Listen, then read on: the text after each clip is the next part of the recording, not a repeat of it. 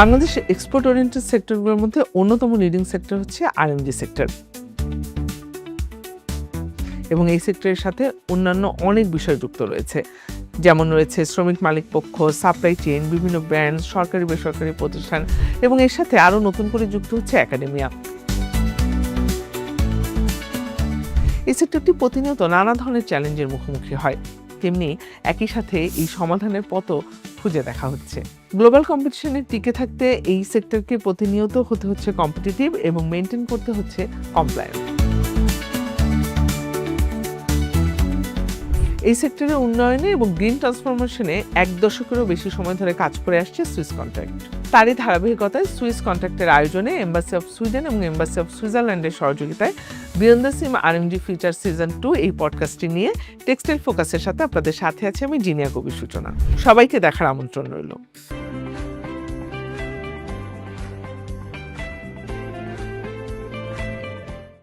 Beyond the seam RMG future season 2-তে আপনাদের সবাইকে স্বাগত জানাচ্ছি আমি জিনিয়া কবি সূচনা। প্রথমে একটু কথা বলতে চাই, সেটি হচ্ছে প্রথমে যখন আমাদের হাতে একটি শার্ট বা একটি সুন্দর জিন্সের প্যান্ট কিংবা একটি পোলো টি শার্ট এসে পৌঁছায়, তখন কি আমরা কেউ লক্ষ্য করি যে এটির সাথে সুন্দর বাটন আছে, সুন্দর জিপার আছে, কিংবা পিছনে লেবেলিং আছে, প্যাকেজিং আছে? এই বিষয়গুলো আসলে কারা করে? এই বিষয়গুলো কি মূল কারখানা থেকে হয়? না, মূল কারখানা থেকে হয় না। এগুলোর জন্য সাবকন্ট্রাক্ট কারখানাগুলো রয়েছে, এবং এই কারখানাগুলো যে রয়েছে সাবকন্ট্রাক্টেড কারখানাগুলো, এগুলোর যে গ্রিন ট্রান্সফরমেশন কিংবা ইএসজি কমপ্লায়েন্স, এই বিষয়গুলোর জন্য কিছু প্রতিষ্ঠান কাজ করে। তার মধ্যে একটি হচ্ছে এনবিএম। এই এনবিএম এর যিনি রিজিওনাল ম্যানেজার মোশাররফ হোসেন আছেন আজকে আমাদের সাথে। আমরা তার সাথে এই বিষয়গুলো নিয়ে আলোচনা করব যে এই যে এই সাবকন্ট্রাক্টেড যে কারখানাগুলো, তাদের কি চ্যালেঞ্জেস রয়েছে, কি সংকট রয়েছে, এবং সেগুলোর সমাধান কি করে সম্ভব? সেই বিষয়গুলো নিয়ে আজ আমরা আলোচনা করব। আপনাকে স্বাগত জানাচ্ছি আমাদের আয়োজনে। ধন্যবাদ আপনাকে আমাকে ইনভাইট করার জন্য। নিশ্চয়ই। মোশাররফ হোসেন, আপনার সাথে একটু কথা বলতে চাই। এই যে আমি শুরুতেই বললাম যে আমরা তো আসলে একটা শার্ট বা একটা প্যান্ট একদম রেডিমেড কড়কড়ে নতুন যখন পাই, তার সাথে আরো অনেকগুলো বিষয় জড়িত থাকে এবং তাদেরকে সাবকন্ট্রাক্টিং কারখানাগুলো বলা হয়, এবং এনবিএম তাদের নিয়েই কাজ করে। সেই জায়গা থেকে আমি একটু জানতে চাই, এই যে এই বিষয়গুলো আমাদের চোখে পড়ে না, কিন্তু অনেকটাই ইগনোরেন্ট থেকে যায়, বা ফ্যাক্টরি হিসাবে মানে আমরা আসলে মনে করি যে এটা এভাবেই আসে, কিন্তু এর সাথে তো আসলে অনেকগুলো বিষয় জড়িত। সেই জায়গা থেকে যদি বলি যে আপনার এক্সপেরিয়েন্স থেকে যে টায়ার 3 যে কারখানাগুলোর প্রেক্ষাপটে গ্রিন স্কিলস কিংবা ইএসজি এর কথা বলছি আমরা, সেটা আসলে কি বোঝায় বা সহজভাবে যদি বলতে চান? ধন্যবাদ আপনার প্রশ্নের জন্য। এটা আসলে খুবই সময়োপযোগী একটা আলোচনা। কারণ আসলে আরএমজি এটা অনেক বিশাল একটা সেক্টর। বাট এই সেক্টরের প্রাণ হচ্ছে পেছন থেকে যারা কাজ করে, যারা আসলে কখনোই আলোচনার সামনে আসে না। সবসময় আলোচনার বাইরে থেকে যায়। তো এই ফ্যাক্টরিগুলাকে আসলে টিয়ার 3 ফ্যাক্টরি বলে। আমরা যদি একটু সহজভাবে বুঝতে চাই, টিয়ার 1 ফ্যাক্টরি হচ্ছে যারা ইপিজেড এর ভেতরে কাজ করে। টিয়ার 2 হচ্ছে যারা মেইন স্ট্রিমে কাজ করে, এক্সপোর্ট করে সরাসরি। এবং টিয়ার 3 হচ্ছে এই ভ্যালু চেইনের ভেতরে যারা আছে, এটা হতে পারে আপনার কোনো সরবরাহকারী, প্রিন্টিং ফ্যাক্টরি, এমব্রয়ডারি, অ্যাক্সেসরিজ, আমাদের টেক্সটাইল, আমাদের ডাইং ফ্যাক্টরি। সো এই ফ্যাক্টরিগুলোকে আমরা আসলে টিয়ার 3 হিসেবে বিবেচনা করছি। তো টিয়ার 3 র ক্ষেত্রে যদি আমরা বলি গ্রিন স্কিল বলতে যে জিনিসটা বোঝায় সেটা হচ্ছে তারা তাদের সীমিত সম্পদ ব্যবহার করে যেন সর্বোচ্চ প্রোডাকশনটা করতে পারে এবং বজ্র কমাতে পারে, দূষণ নিয়ন্ত্রণ করতে পারে, কারখানা পরিবেশটা নিরাপদ রাখতে পারে এবং সোশ্যাল এবং এনভায়রনমেন্টাল মানদণ্ডটা মেনে চলতে পারে। গ্রিন স্কিল বলতে মূলত এই জিনিসটাকে বোঝায়। এখনকার সময়ে আমরা তো আগেই আলোচনাগুলো শুনে নিই। এখনকার সময়ে এই বিষয়টি কেন গুরুত্বপূর্ণ হয়ে উঠছে? আ এখনকার সময় গুরুত্বপূর্ণ হয়ে উঠছে এই কারণ এটা এখন আসলে সারভাইভাল একটা কোয়েশ্চেন হয়ে দাঁড়িয়েছে। কজ এখন ইন্টারন্যাশনাল ব্র্যান্ড যারা আছে, তারা আসলে টোটাল সাপ্লাই চেনেই সে জবাবদিহিতা দেখতে চায়। তারা চায় এই সাপ্লাই চেনের ভেতরে বা ভ্যালু চেনের ভেতরে যারা কাজ করছে, তারাও মেইনস্ট্রিমের মতো এই ইএসজি নিয়ে জবাবদিহিতা দিবে, তারা স্বচ্ছতা দেখাবে, তারাও এই কাজগুলো করবে এবং ইএসজিটা প্র্যাকটিস করবে। যে কারণে আসলে এটা খুবই গুরুত্বপূর্ণ হয়ে দাঁড়িয়েছে। এবং সেই সাথে যদি একটু যুক্ত করি আরেকটা প্রশ্ন আমার, যে বড় রপ্তানি মুখী কারখানাগুলো যেমন মতো এই যে সাবকন্ট্রাক্টিং যে ইউনিটগুলো, সেগুলো বিদেশীদের খুব একটা নজরদারিতেও থাকে না। ইভেন আ এই কারখানাগুলোতে ইএসজি নীতিমালা গ্রহণ করলে মানে আপনি কি মনে করেন কিভাবে এটা আন্তর্জাতিক কমপ্লায়েন্স এর স্ট্যান্ডার্ড এবং ক্রেতাদের যে মানে ক্রমবর্ধমান যে চাহিদা, সেটির সাথে তাল মেলাতে পারবে বলে? আসলে এই ব্যাপারটা আগে ছিল যে বায়াররা বা ইন্টারন্যাশনাল ব্র্যান্ডরা এটা এড়িয়ে যেত বা সামনে আসতো না। বাট এখন সময় বদলাচ্ছে আসলে। এই সময় বদলানোর সাথে, সাথে তারা টোটাল সাপ্লাই চেনের জবাবদিহিতাটা আসলে দেখতে চায়। তারা চায় তাদের সাপ্লাই চেনে যারা আছে, তারাও ইএসজি প্র্যাকটিসটা করতেছে, তারাও গ্রিন স্কিলে সাপোর্ট দিচ্ছে, তারাও তাদের কারখানার ভেতরে ইএসজি নীতিটা অনুসরণ করে, যেমন ওয়ার্কারের ক্ষেত্রে তাদের কর্মপরিবেশটা নিশ্চিত করা, ওয়ার্কারের অধিকারটা, শ্রম অধিকার নিশ্চিত করা, তাদের পরিবেশগত সুরক্ষা দেওয়া, ট্রেসেবিলিটি হওয়া এবং কার্বন কমানোর মতো বিষয়গুলোতে তারা অবদান রাখতেছে। তো এই জিনিসগুলো যদি তারা আসলে করতে পারে, তখনই এই ব্যবধানটা কমে আসে, তখনই তারা আসলে একটা ট্রাস্টেড পার্টনার হিসেবে ট্রিট হয় ইন্টারন্যাশনাল ব্র্যান্ডের কাছে। তো তারা দ্রুতই আসলে মেন স্ট্রিমের মতো সেই রেসপেক্টটা পাওয়ার মতো একটা অবস্থানে চলে যেতে পারে এবং তারা রেসপন্সিবল বিজনেস পার্টনার হিসেবে ট্রিট হতে পারে। তো এর মাধ্যমে আসলে এই ব্যবধানটা কমতে পারে। আচ্ছা, তো সেই যাত্রাটা কতটুকু কাছাকাছি আমরা? এটা যদি বলি, আসলে আমরা এখন অনেক দূরে আছি এখান থেকে। কারণ এখন অনেক দূরে আছি, এটার যদি মেইন রিজন হয় এরকম যে আমাদের ওনারদের যদি বলি সচেতনতার, এটার একটা বড় ঘাটতি আছে। বিকজ আমরা যখন হয় এটা নিয়ে আমরা যখন কথা বলি, ফ্যাক্টরি ওনাররা ভাবে এইটা করতে অনেক টাকার প্রয়োজন, ইএসজি করতে, গ্রিন স্কিল করতে অনেক টাকা লাগবে, একটা কঠিন প্রক্রিয়ার মধ্যে দিয়ে যেতে হবে। এই ভীতিটা তাদেরকে আসলে অনেক দূরে সরিয়ে দেয়। কিন্তু তারা যদি আসলে সহজভাবে জিনিসটা বোঝার চেষ্টা করে, তারা ম্যাক্সিমাম জিনিস কিন্তু নিজেরা আসলে ফ্যাক্টরিতেই করে।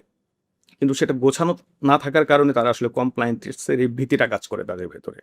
যেমন উদাহরণ হিসেবে বলতে পারি, দেখেন যে ফ্যাক্টরিতে যখন আমরা একটা ওয়ার্কার নেই, ডেফিনেটলি তাকে ওয়েজেস দিতে হয়। এখন এই কম্পিটিটিভ মার্কেটে আপনি চাইলেও কিন্তু মিনিমাম ওয়েজেসে দিতে পারবেন না। তার মানে কি, আমরা মিনিমাম ওয়েজেসটা মিট করি, কিন্তু আমরা কমপ্লায়েন্স ওয়েতে স্যালারি শিটটা রাখি না এবং একটা প্রেজেন্টেবল ওয়েতে ডকুমেন্টেশনগুলো মেনটেন করি না। এজন্যই কিন্তু আমরা কমপ্লায়েন্স থেকে দূরে সরে যাচ্ছি। ঠিক সেম ওয়েতে ফ্যাক্টরি কারখানার ভেতরে আমাদের সম্পদ রক্ষার জন্য কিন্তু আমরা অগ্নি নির্বাপন যন্ত্র রাখি। এই যন্ত্রগুলি কিন্তু রাখা হচ্ছে, কিন্তু আমি যদি একটু আইন মেনে যন্ত্রগুলোকে প্রতিস্থাপন করি, তাহলেই কিন্তু কাজটা হয়ে যায়। এই গোছানো বা এই কমন সেন্স, এই জিনিসটি আসলে কিন্তু কমপ্লায়েন্স। মানে জাস্ট একটু গাইড করা আর জাস্ট একটু গাইড করা, এই ব্যাপারগুলি আসলে মেইন ব্যাপার। অবশ্যই টাকার বা অন্যান্য ব্যাপার থাকবে, এগুলো হচ্ছে মেইন ব্যাপার। যদি আপনি ধরেন 80% কাজ, যদি টোটাল কমপ্লায়েন্সের টোটাল কাজগুলোকে লিস্ট আউট করা হয়, 80% কাজ থাকবে যার মধ্যে আসলে টাকার সম্পর্ক তেমন একটা নেই, যেটা একটু গোছায় রাখার সম্পর্ক, মানে একটা সিদ্ধান্ত, একটু সঠিক সিদ্ধান্ত ব্যবস্থাপনা। অ্যাবসলিউটলি। তো এই জিনিসগুলি আসলে, তো এই জিনিসগুলি যদি আমরা বুঝতে পারি, ওনারা যদি আসলে বুঝতে পারে, সচেতনতা ক্রিয়েট হয়, তখন তারা নিজেরাই আসলে উইলিংলি এখানে এগিয়ে আসবে। তখন তারা রিয়েল ডিফারেন্সটা ধরতে পারবে।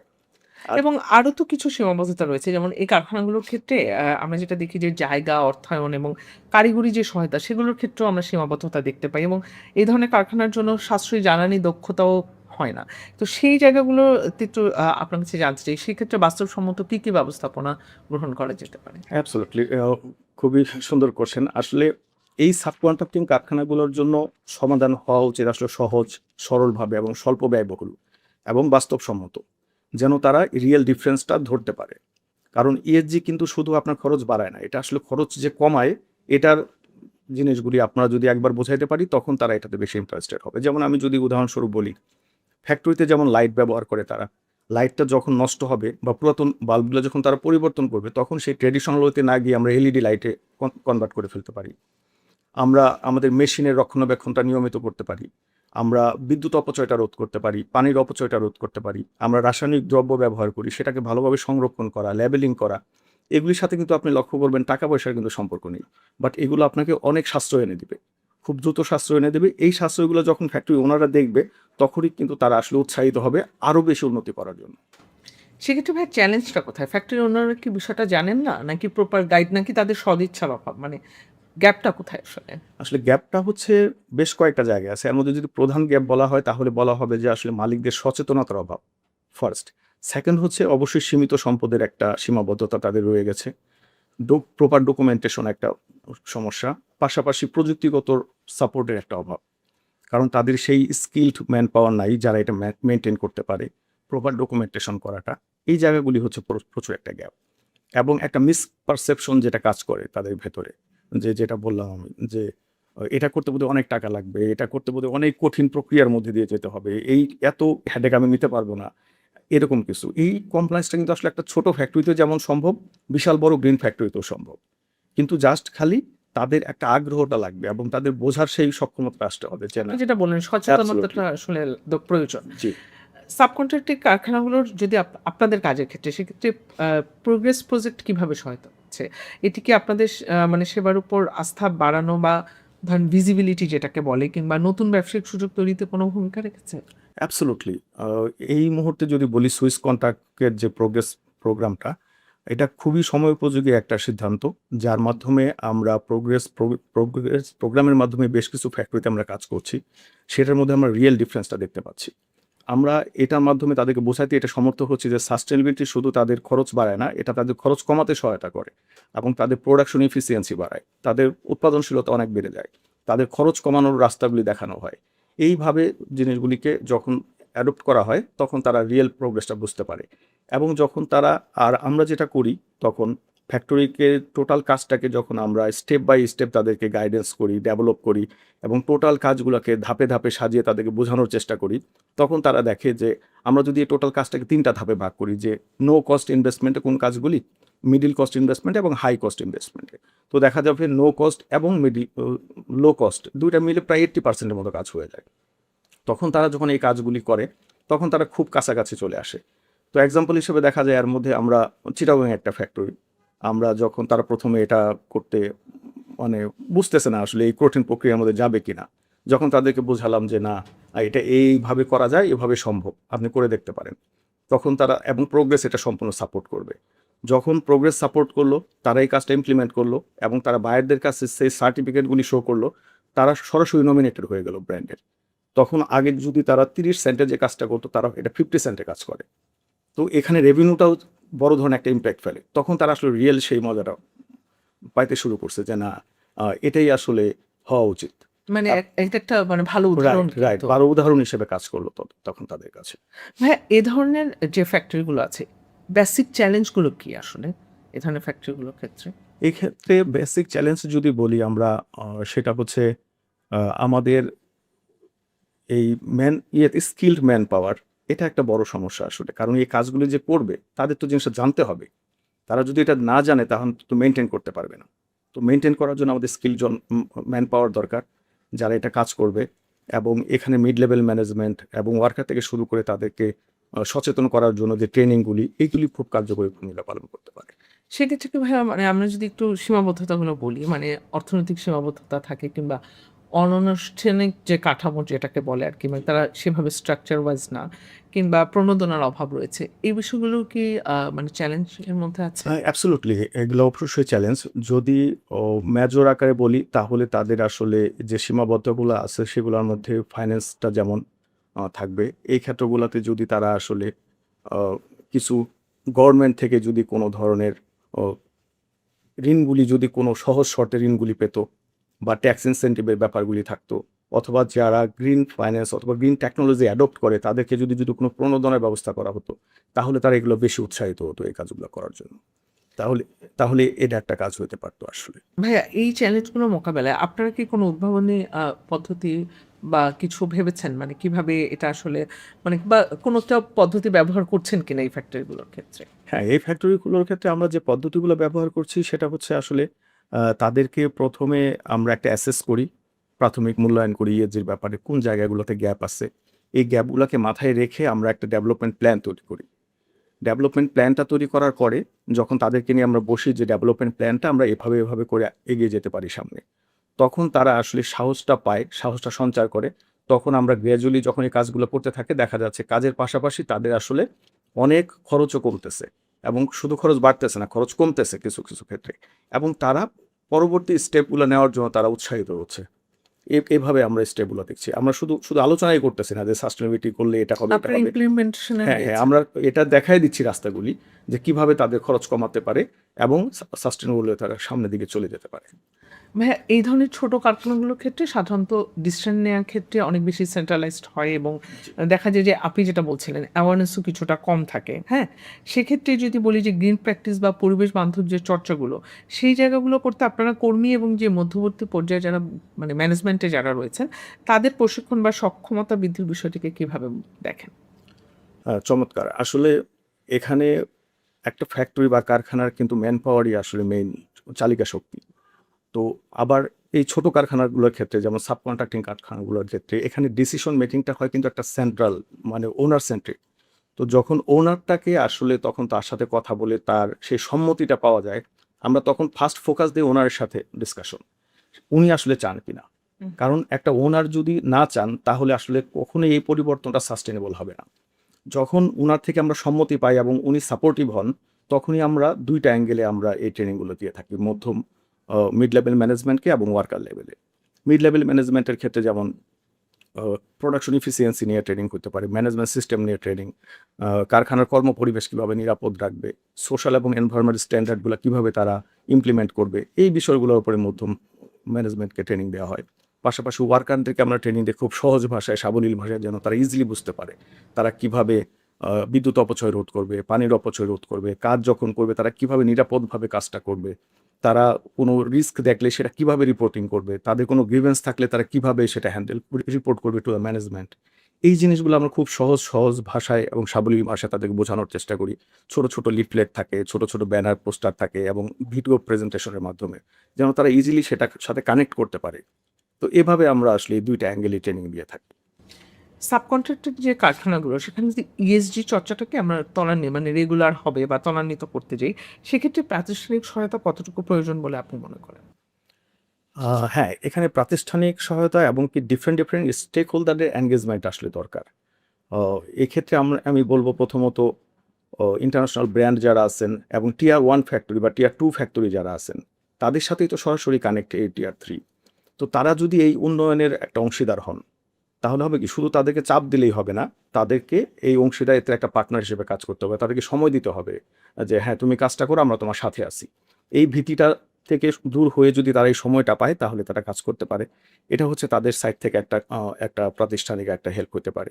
এর পাশাপাশি ইন্টারন্যাশনাল ব্র্যান্ড এবং ডেভেলপমেন্ট পার্টনার এবং গভর্নমেন্ট থেকে যদি বিভিন্নভাবে সবাই একত্রে কাজ করি তাহলে এটা খুব দ্রুত সফলকাম হওয়া সম্ভব। এবং ভাই সেক্ষেত্রে নীতিগত প্রণোদনা কিংবা বায়ারদের অংশগ্রহণ সেই জায়গাগুলোতেও যদি কাজ করার অ্যাবসোলিউটলি, সুযোগ থাকে। অ্যাবসোলিউটলি। সেই জায়গাগুলিতে কাজ করলে আসলে এবং কি তাদেরকে যদি আমরা যারা ভালো কাজ করতেছে তাদেরকে যদি আমরা রিকগনিশনের একটা ব্যবস্থা করি, কিংবা বিশেষ আর্থিক বিশেষ আর্থিক প্রণোদনা, এই ইনসেন্টিভের মাধ্যমে এটা হতে পারে।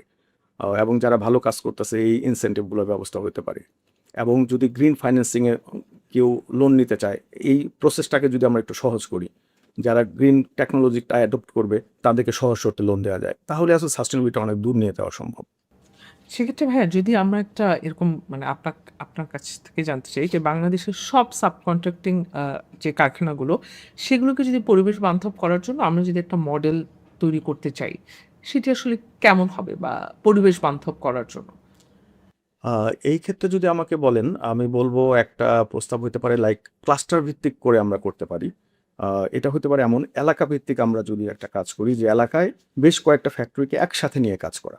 হুম। তাহলে হবে কি সময়টাও সেভ হবে, সহজ হবে এবং এটা খুব দ্রুত বাস্তবায়নযোগ্য হবে। যেমন ক্লাস্টারের প্রধান হইতে পারে যে আমরা একটা প্রাথমিক ইএসজি মূল্যায়ন করলাম ফ্যাক্টরিগুলোতে। তারপরে এখানে আমরা সেন্ট্রাল বা একটা যৌথ ট্রেনিং এর একটা ব্যবস্থা হতে পারে। তারপরে এখানে ডেভেলপমেন্ট প্ল্যানটা তৈরি হবে ইএসজি আপনার মূল্যায়ন থেকে একটা ডেভেলপমেন্ট প্ল্যান তৈরি হবে প্রত্যেকটা ফ্যাক্টরির জন্য। এই ফ্যাক্টরিগুলোকে নিয়ে আমরা একসাথে তার বর্জ্য ব্যবস্থাপনা কিভাবে করা যায়, তার রিসাইকেলিং প্রসেসটা কিভাবে করা যায়, এগুলো নিয়ে আমরা একসাথে কাজ করতে পারি। এই জিনিসগুলো নিয়ে যদি আমরা একসাথে কাজ করতে পারি বা সেন্ট্রাল কোনো যদি একটা প্ল্যাটফর্ম থাকে যেখান থেকে তারা কারিগরি সহায়তা পাবে, প্রশিক্ষণ পাবে এবং ডিজিটাল মনিটরিং সিস্টেম আমরা ডেভেলপ করতে পারি, যার মাধ্যমে আমাদের টিয়ার 3 ফ্যাক্টরি বা সাবকন্ট্রাক্টিং ফ্যাক্টরিগুলোকে মনিটর করা যাইতে পারে এবং তাদের প্রয়োজনগুলো আমরা এখান থেকে সর্ট আউট করতে পারি।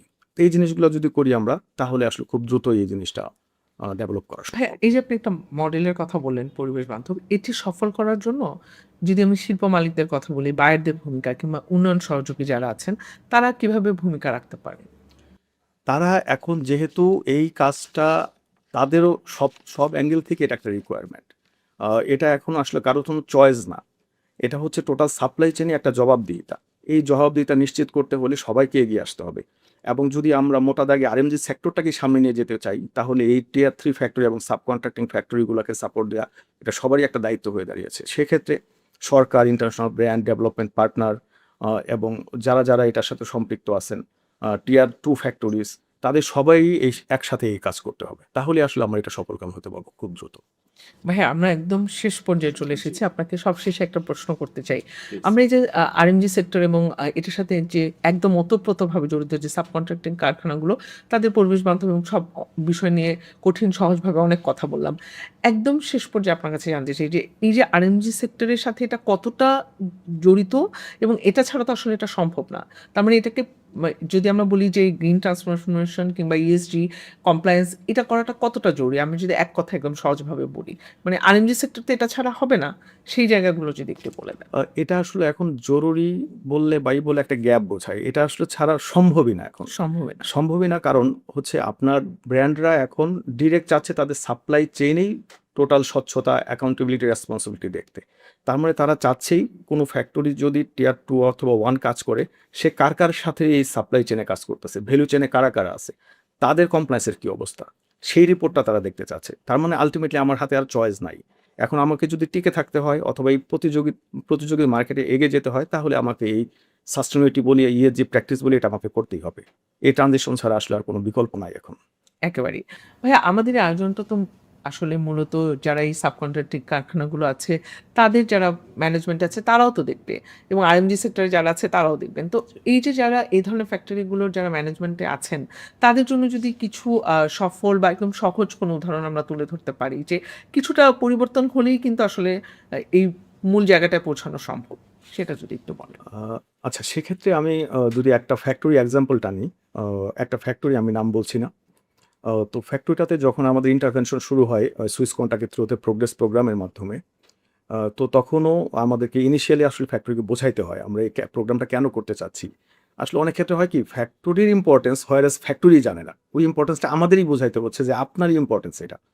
আপনি এখানে আটকায় আছেন বা আপনি এখান থেকে উঠতে পারছেন না, বা আপনার সামনে খুব সুন্দর পথ। বাট আপনি কিছু কাজের জন্য সেটা আম আপনি ওই সর্ট আউট জায়গাটায় করতে পৌঁছাতে পারছেন না, ওই পারছে। জায়গাটায় পৌঁছাতে পারছেন না। হোয়ারেস আমার ইম্পোর্টেন্স তো আমার বোঝা উচিত। দেখা যাচ্ছে যে প্রোগ্রেস প্রোগ্রামে গিয়ে বোঝাচ্ছে যে আপনার ইম্পোর্টেন্স এখানে। তো যখন আসলে বোঝানোর পরে তারা যখন বুঝতে পারল, তখন আমরা প্রোগ্রামটা শুরু করি। প্রায় ৩ থেকে ৪ মাস লাগে আমাদের এই প্রোগ্রামটা করতে। এখানে বেশ কিছু ইন্টারভেনশন ছিল। Like social compliance implementation, environmental compliance implementation. এই ইমপ্লিমেন্টেশনগুলো আসলে আমাদের গ্যাপ অ্যাসেসমেন্ট থেকে আসে। আমরা শুরুতে একটা গ্যাপ অ্যাসেসমেন্ট করি ফ্যাক্টরিতে। গ্যাপ অ্যাসেসমেন্ট থেকে যে প্রবলেমগুলো উঠে আসে, এখান থেকে আমরা একটু সাজাই স্টেপভাবে যে সোশ্যাল কমপ্লায়েন্সে কীভাবে কাজ করতে হবে, এনভায়রনমেন্টাল কমপ্লায়েন্সে কীভাবে কাজ করতে হবে, যেটা তারাও যেন আসলে অ্যাফোর্ড করতে পারে। শুধু তো আমি চাইলেই হবে না, তাদেরও অ্যাফোর্ডেবল হতে হবে। তো এভাবে আমরা সাজানোর পরে আমরা টাইম ওয়াইজ আমরা সেটাকে স্টেপ বাই স্টেপ সাজিয়ে ফেলি। তারপরে এই ২ টার পাশাপাশি চলে আমরা এনার্জি অ্যাসেসমেন্ট করি ওখানে। আমরা আমরা কার্বন অ্যাকাউন্টিং এবং নেট জিরো পাথওয়ের অ্যাসেসমেন্ট করি। যেখান থেকে আসলে উঠে আসে কোন মেশিনারিজ থেকে তার কী ধরনের এনার্জি লস হচ্ছে, সে এখানে কাজ করতে পারে, তাহলে তার এনার্জিটা সেভ হবে, সে উম খুব এফিশিয়েন্ট ওয়েতে কাজ করতে পারবে। এবং কার্বন এমিশন কত হচ্ছে, আমরা সেটা কার্বন অ্যাকাউন্টিং এবং নেট জিরো পাথওয়ে থেকে জানতে পারছি। এবং তারা কতটুকু এফোর্ড করতে পারবে, তাদের মতামত নিয়ে আমরা রিপোর্টটা সাজাচ্ছি। এবং সাজাচ্ছি এমনভাবে দেখা যাচ্ছে ২০৪০-এর ভেতরেই হয়তোবা তার নেট জিরোতে পৌঁছে যাওয়া সম্ভব। এবং কোন মেশিন থেকে বা কোন অ্যাক্টিভিটিস থেকে কতটুকু কার্বন এমিশন হচ্ছে, এই ডেটাগুলো আমরা পাচ্ছি। এবং এটা কমাইতে কী ইনিশিয়েট নিতে হবে এবং ইনিশিয়েটিভগুলোর জন্য কী খরচ হবে তার, বা কত টাকা খরচ হবে, অথবা কিছু ইনিশিয়েটিভ আছে কোনো খরচই দরকার নেই তার। কোনো এক্সপেন্স হবে না এখানে। এখানে জাস্ট তার সদিচ্ছার প্রয়োজন। তো তার তো অলরেডি তার ম্যান পাওয়ার আছে, সেই ম্যান পাওয়ার দিয়ে কাজটা করতে পারে।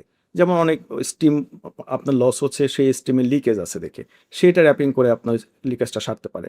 এখান থেকে আমি স্টিমটা সেভিংয়ের মাধ্যমেই কিন্তু আপনার এনার্জি সেভিং হচ্ছে। তো এভাবে আমরা টোটাল গাইডটা দিয়ে দিই এবং প্রত্যেকটা মেশিনারিজের আমরা গাইডেন্স দিয়ে দিই। কোন মেশিনারিজ কীভাবে চলবে, কতটুকু হলে কি হবে, এবং কোনটা থেকে কতটুকু এনার্জি ওয়েস্ট হচ্ছে, এগুলা একটা টোটাল রোডম্যাপ থাকে এই রিপোর্টটা কিন্তু তার শুধু ১ বছরের না, এটা তার ১০ বছরের জন্য হতে পারে, ২০ বছরের জন্য একটা গাইডলাইন হিসেবে কাজ করবে। পাশাপাশি আমরা যেটা করি, সেখানে আইএসওটা ইমপ্লিমেন্ট করি। কজ আসলে একটা ফ্যাক্টরি ম্যানেজমেন্ট সিস্টেমটা একটা মূল জিনিস। যখন ম্যানেজমেন্ট সিস্টেমটা ডেভেলপ না হয়, তাহলে হবে কি, সে আজকে তার সিস্টেম আসে, তখন ম্যান কন্ট্রোল হয়ে যায়। একটা মানুষ এসে বসছে, সে চলে গেছে, তার কমপ্লায়েন্স নাই। আবার আরেকজন আসছে, সে তার মতো করে কোম্পানি চালাচ্ছে। বাট আমরা চাই সেখানে একটা ম্যানেজমেন্ট সিস্টেম এস্টাবলিশড হোক। তাহলে হবে কি, কোনো লোক যদি চলেও যায়, তার সিস্টেম রয়ে যাবে, আরেকজন এসে সেই সিস্টেমটা রান করবে। তাহলে ফ্যাক্টরিকেও কখনো চ্যালেঞ্জের মুখে পড়তে হবে না। তো এই জিনিসটাকে ফোকাস দিয়ে আমরা আইএসও 14001, যেটা এনভায়রনমেন্টাল ম্যানেজমেন্ট সিস্টেম, এটাকে আমরা করি সেই ফ্যাক্টরিটাতে। পাশাপাশি আমরা এখানে ক্যাপাসিটি বিল্ডিং প্রোগ্রামটা করি মিড লেভেল ম্যানেজমেন্টের জন্য। তাদেরকে বোঝাই তাদের জায়গা থেকে আসলে কী কী করণীয়, সোশ্যালের ক্ষেত্রে, এনভায়রনমেন্টের ক্ষেত্রে তারা সেই জায়গাগুলোতে ফোকাস দিয়ে তারা কাজ করে। আমরা শুধু এই 3 দিনের একটা প্রোগ্রাম থাকে ক্যাপাসিটি বিল্ডিং প্রোগ্রাম, সেখানে আমরা তাদেরকে শেখাই কীভাবে কাজ করতে হবে, আগে জানতে হবে, তারপর সেটা ইমপ্লিমেন্ট কীভাবে করবে, এবং আমরা ফ্লোরে নিয়ে হাতে কলমে দেখিয়ে দিই যে কীভাবে কাজ করতে হবে। তারা যখন এই জিনিসগুলো শিখে ফেলে, তারপরে তারা নিজেরাই আসলে ক্যাপেবল হয়ে যায় এনাফ যে কীভাবে আসলে কমপ্লেন্স করতে হবে, তারাই আসলে এক একজন কনসালটেন্ট তখন। তো এভাবে আমরা মিড লেভেল ম্যানেজমেন্টটাকে আমরা সাজানোর চেষ্টা করি। পাশাপাশি আমরা গ্রিন স্কিল ট্রেনিং দিই ওয়ার্কারদেরকে, যারা সরাসরি কাজ করে। তারা যে কাজের মাধ্যমে তাদেরকে আমরা ফ্লোরেই দেখাই দেওয়ার চেষ্টা করি, সে যে কাজটা করতেছে কীভাবে নিরাপদ হইতে কাজটা করবে, কেমিক্যাল সে হ্যান্ডেল করতেছে কীভাবে সেফলি সেটা হ্যান্ডেল করবে, তারপর সে তার কর্মপরিবেশে যখন সে বজ্র হচ্ছে সেটাকে সে কীভাবে ম্যানেজ করবে, এবং পাশাপাশি তার বিদ্যুৎ অপচয়, পানির অপচয় এগুলো যাতে না হয়, এবং কোথাও যদি সে কোনো লিকেজ দেখে কীভাবে রিপোর্টিং করবে যেন এই ওয়েস্টেজগুলো না হয়। এভাবে আমরা ওয়ার্কারদের জন্য একটা মডিউল রাখতেছি। এই বেশ কয়েকটা মডিউলে আমরা যখন ফ্যাক্টরি কাজ করে তার সব অ্যাঙ্গেল থেকে আসলে সেই ইমপ্রুভমেন্টের দিকে যেতে থাকে, এবং এটার পরে আমরা 3-4 মাস পরে একটা সোশ্যাল কমপ্লায়েন্স অডিট করি থার্ড পার্টি থেকে। তখন রিয়েল চেঞ্জেসটা আসে এই সার্টিফিকেশনের মাধ্যমে। যখন এই সার্টিফিকেশনগুলি এই ফ্যাক্টরি তার বায়ারের কাছে সাবমিট করে, বায়ার তাকে সরাসরি নমিনেট করে নেয়। এই নমিনেট করার মাধ্যমে তার যখন খুব চ্যালেঞ্জ ছিল অর্ডার নিয়ে, এখন তার এমন একটা অবস্থা হয়েছে সে চাইলে আরেকজনকে সাবকন্ট্রাক্ট দিতে পারে। তো এটা হচ্ছে একটা বাস্তব উদাহরণ। আমি ইচ্ছা করে নাম বললাম না ফ্যাক্টরি, বাট এটা হচ্ছে রিয়েলিটি। আর এই প্রোগ্রেস প্রোগ্রামের মাধ্যমে শুধু তারাই নয়, আসলে আমরাও উপকৃত হচ্ছি। আমরা এনবিএম আমাদেরও বিজনেস গ্রো হচ্ছে, কারণ তারা যখন উপকৃত হচ্ছে তখন তারা তার সার্কেলে শেয়ার করতেছে, তার আরেকজন ফ্যাক্টরি ওনারের সাথে শেয়ার করতেছে, তখন তারা আমাদের সাথে আবার যোগাযোগ করতেছে যে ভাই আমার ফ্যাক্টরিতে আমরা কমপ্লেক্স করতে চাই, আপনি একটু আসেন। সেখানে কিন্তু এই প্রোগ্রেসের আর হেল্প দরকার হচ্ছে না, তারা ইন্ডিপেন্ডেন্টলি তার সেই অ্যাপ্রোচটা এবং দিচ্ছে। সার্বিকভাবে আমরাই তো অর্থনৈতিকভাবে সমৃদ্ধ হচ্ছি। তো ইকোনমি বুস্ট আপের জন্য আসলে সব অ্যাঙ্গেল থেকে আসলে সবারই সহায়তা এই মুহূর্তে দরকার, সেই সাবকন্ট্রাক্টিং ফ্যাক্টরিগুলোকে সামনে নিয়ে আসার জন্য। এবং এটা অনেকটা টিম ওয়ার্কের মতো। Thank you so much. হ্যাঁ, আপনাকে অসংখ্য ধন্যবাদ মোশাররফ হোসেন। আমাদেরকে আপনি অনেক তথ্যবহুল কথা বললেন এবং আমরা অনেক কিছু জানলাম। আপনাকে ব্যস্ত সময় থেকে আমাদেরকে সময় দিয়েছেন। ধন্যবাদ আপনাকে। আপনাকেও ধন্যবাদ। দর্শক, আমরা আজকে দারুণ একটা আলোচনায় ছিলাম এবং যেমনটি বলছিলেন আমাদের অতিথি যে এই যে রেডিমেড গার্মেন্টস আরএমজি, এই সেক্টরের সাথে এই সাবকন্ট্রাক্ট কারখানাগুলো শুধু গুরুত্বপূর্ণ নয়, এদের কিন্তু কোনো বিকল্প মানে এটা ছাড়া আরএমজির কথা কিন্তু এটার কোনো বিকল্পই নেই। সো একটা আরেকটার সাথে কিন্তু ওতপ্রোতভাবে জড়িত এবং সে কারণে এটাকে পরিবেশ বান্ধব করা কিংবা ESG কমপ্লায়েন্স, গ্রিন ট্রান্সফরমেশন এই বিষয়গুলোর প্রতি সামান্য একটু গুরুত্ব দিলেই কিন্তু এবং সঠিক ব্যবস্থাপনা এবং সচেতনতা, এই 3টি বিষয় থাকলেই কিন্তু পুরো বিষয়টির আমূল পরিবর্তন সম্ভব। আপনারা থাকবেন আমাদের সাথে। আমরা আরও গুরুত্বপূর্ণ আলোচনা নিয়ে আপনাদের সাথে আবারও যুক্ত হব।